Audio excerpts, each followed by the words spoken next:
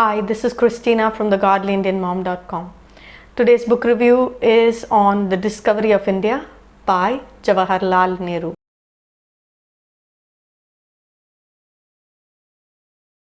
This book I would recommend for middle school, high school, young adult and adults. For anybody who loves reading, I think they would find this book really easy to read. It's not a hard book, and I think this is a quintessential book for every Indian to read. Like this would be my second autobiography, and I wanted to know more about the people who were instrumental in making India. So Nehruji is one such person, and I came to this particular book from Ram Guha's India After Gandhi.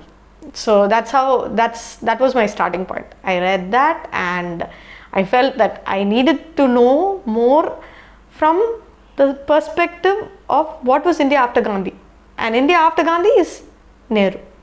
So I wanted to go there, and it's very interesting because my first book that I read was about Gandhiji, and you can see like how though Gandhiji and Nehruji have certain things that they're very common, they're also very uncommon in two different ways in the way they think or how they execute stuff. So that is a very interesting thing, and to see how two different people with two very different thought process actually work together for a common goal, and that gives a kind of a very inspiring thing that for everybody to take in.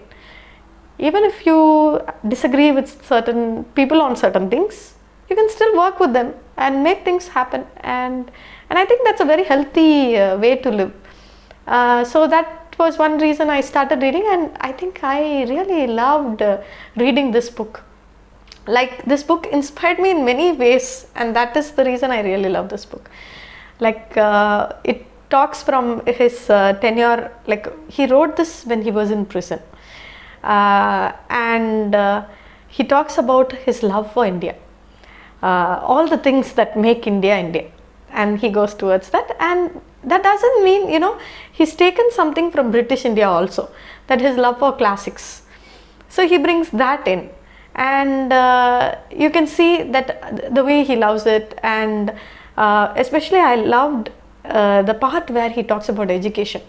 Many of the things that he discussed in this book actually goes very well with Charlotte Mason's idea of teaching, like having a very practical hands-on learning that he brought in, and that love for literature, which is again there in Charlotte Mason. We can see it here.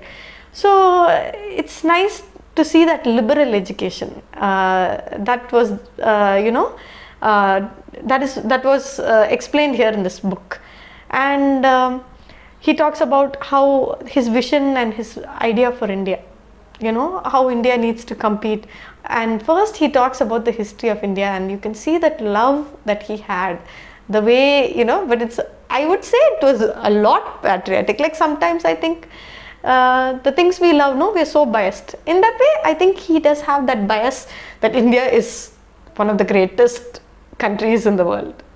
But see, again, there are always positives and negatives, and better we see both and never put anything on big, very high pedestals. That is personally my opinion. But I think that is how he presents India. That first half of the book he details.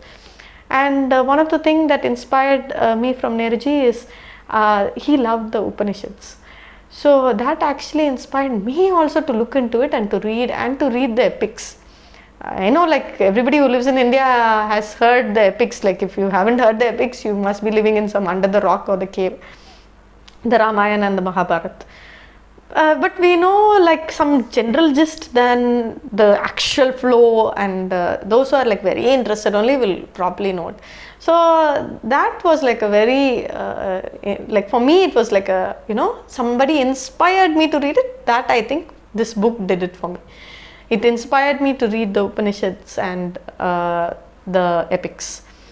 And so yes, I think it's a very interesting book. And then first he details the history, then he talks about how there needs to be more change in our country, and where we are heading towards, and the current environment that made them also to come out and fight. See, there's two ways to go about it. Yes, the kind of oppression by the British is what made the freedom movement to go on fifth gear. We have to agree with that. That particular bias and that particular prejudices was what that drove the freedom movement, and that's what brought many intellectuals in, and like Nehruji and Gandhiji and everybody into the fight. But this is one place where I disagree, but it's not like the biggest thing. See, even he agrees with it in the book also. See, in India also we have these same kind of prejudices and biases where we treat some people bad than how the Britishers were treating Indians. Indians were treating Indians bad. And that is the only place where I found it was a little, where we are washing it a bit. But this is true. But he also, I have to agree, he does point this in the book, where he does agree that there are behaviors like this in India. So, but all in all, I think it's a wonderful book to understand India. Like that like that period, after independence, for a person to have a proper knowledge of it. I think it's wonderful to read his book, and I find it very inspirational, like their thought process and what went into the making of it. So I think it's all in all a wonderful book to read, and highly recommend this book. You will be inspired when you finish this book. So this is it from me. Until next time, see you. Bye.